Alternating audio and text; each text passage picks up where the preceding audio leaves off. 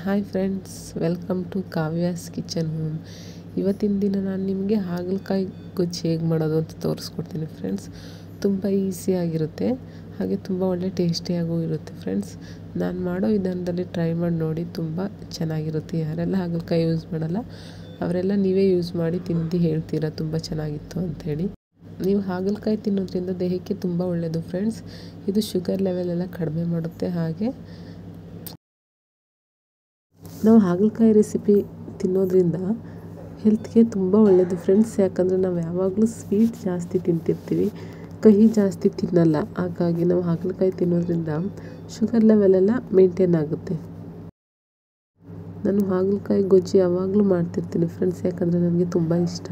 ಮತ್ತು ನಮ್ಮ ಹಸ್ಬೆಂಡಿಗೆ ರಾಗಿ ರೊಟ್ಟಿ ಅಂದರೆ ತುಂಬ ಇಷ್ಟ, ಬಹಳ ಇಷ್ಟ. ಹಾಗಾಗಿ ನಾನು ಇದ್ರ ಜೊತೆ ರಾಗಿ ರೊಟ್ಟಿನ ಕಾಂಬಿನೇಷನ್ ಆಗಿ ಮಾಡಿದ್ದೀನಿ.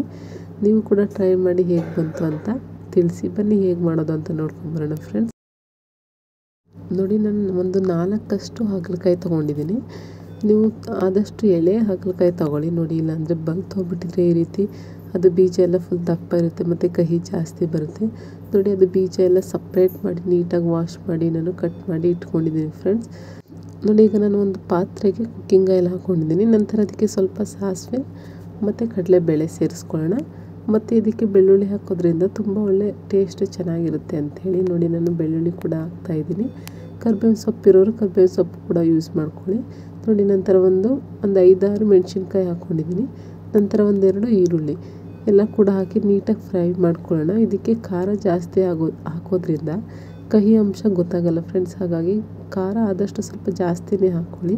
ನೋಡಿ, ಈಗ ಅದನ್ನೆಲ್ಲ ನಾನು ನೀಟಾಗಿ ಫ್ರೈ ಮಾಡ್ತಾಯಿದ್ದೀನಿ. ಈ ರೀತಿ ಎಣ್ಣೆಲಿ ಫ್ರೈ ಮಾಡ್ಕೊಳ್ಳೋದ್ರಿಂದ ಅದು ಟೇಸ್ಟ್ ವೈಸ್ ತುಂಬ ಚೆನ್ನಾಗಿರುತ್ತೆ ಅಂಥೇಳಿ.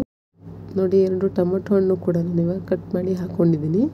ನೋಡಿ, ನಾನು ಟೊಮೊಟೊ ಹಾಕಾದ್ಮೇಲೆ ಅದನ್ನು ನಾನು ಎಣ್ಣೆಲಿ ಚೆನ್ನಾಗಿ ಬಾಡಿಸ್ಕೊತಾ ಇದ್ದೀನಿ. ಟೊಮೊಟೊ ಚೆನ್ನಾಗಿ ಬೇಯಿಸೋದ್ರಿಂದ ಒಳ್ಳೆ ಟೇಸ್ಟ್ ಬರುತ್ತೆ ಫ್ರೆಂಡ್ಸ್. ಇಲ್ಲಾಂದರೆ ಅದು ಟೇಸ್ಟ್ ಬರಲ್ಲ ಅಂಥೇಳಿ ನೋಡಿ ನಾನು ನಂತರ ಸ್ವಲ್ಪ ಅರಿಶಿನ ಸೇರಿಸ್ಕೊತಾ ಇದ್ದೀನಿ. ಆದಷ್ಟು ನೀವು ಏನೇ ರೆಸಿಪಿ ಮಾಡೋದು ಅರಿಶಿನ ಆ್ಯಡ್ ಮಾಡ್ಕೊಳ್ಳಿ. ನೋಡಿ, ಇವಾಗ ಹಾಗಲಕಾಯಿನ ಕಟ್ ಮಾಡಿ ಇಟ್ಟಿದ್ನಲ್ಲ ಅದನ್ನು ಕೂಡ ಒಂದು ಸರಿ ಮತ್ತೆ ವಾಶ್ ಮಾಡಿ ನಂತರ ಇವಾಗ ಅದನ್ನು ನಾನು ಏನು ಒಗ್ಗರಣೆ ಮಾಡಿದ್ದೆ ಆವಾಗಲೇ ಅದಕ್ಕೆ ಸೇರಿಸ್ಕೊತಾ ಇದ್ದೀನಿ. ನೋಡಿ, ಈಗ ಸೇರಿಸಿ ಇದನ್ನು ಮಿಕ್ಸ್ ಮಾಡ್ಕೊಳ್ಳೋಣ. ನೋಡಿ, ನಾನು ಇವಾಗ ನೀಟಾಗಿ ಮಿಕ್ಸ್ ಮಾಡ್ಕೊತಾ ಇದ್ದೀನಿ.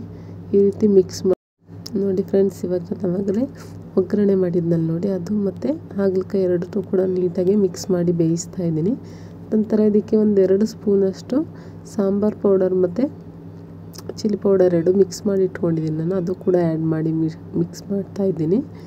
ಸಾಂಬಾರು ಪೌಡರ್ ಹಾಕೋದ್ರಿಂದ ಟೇಸ್ಟ್ ವೈಸ್ ಚೆನ್ನಾಗಿರುತ್ತೆ ಅಂಥೇಳಿ ನೋಡಿ. ಇವಾಗ ನಾನು ಇದನ್ನು ನಾನು ಹಾಗಲಕಾಯಿನ ಯಾವಾಗಲೂ ಗೊಜ್ಜು ರೀತಿ ಮಾಡ್ಕೊತೀನಿ. ಕೆಲವರು ಸಾಂಬಾರು ಮಾಡ್ತಾರೆ, ನಾನು ಸಾಂಬಾರೆಲ್ಲ ಏನು ಮಾಡ್ಕೊಳ್ಳಲ್ಲ. ನಾನು ಯಾವಾಗಲೂ ರೆಗ್ಯುಲರಾಗಿ ಗೊಜ್ಜು ಮಾಡ್ತೀನಿ ಅಷ್ಟೇ. ನೋಡಿ, ಅದಕ್ಕೆ ನಾನು ಸ್ವಲ್ಪ ಟೊಮೊಟೊ ಸಾಸ್ ಆ್ಯಡ್ ಮಾಡಿದೆ. ನಾನು ಯಾವಾಗಲೂ ಹಾಕ್ತಿರ್ಲಿಲ್ಲ, ಇದೇ ಫಸ್ಟ್ ಟೈಮ್ ಹಾಕಿದ್ದು.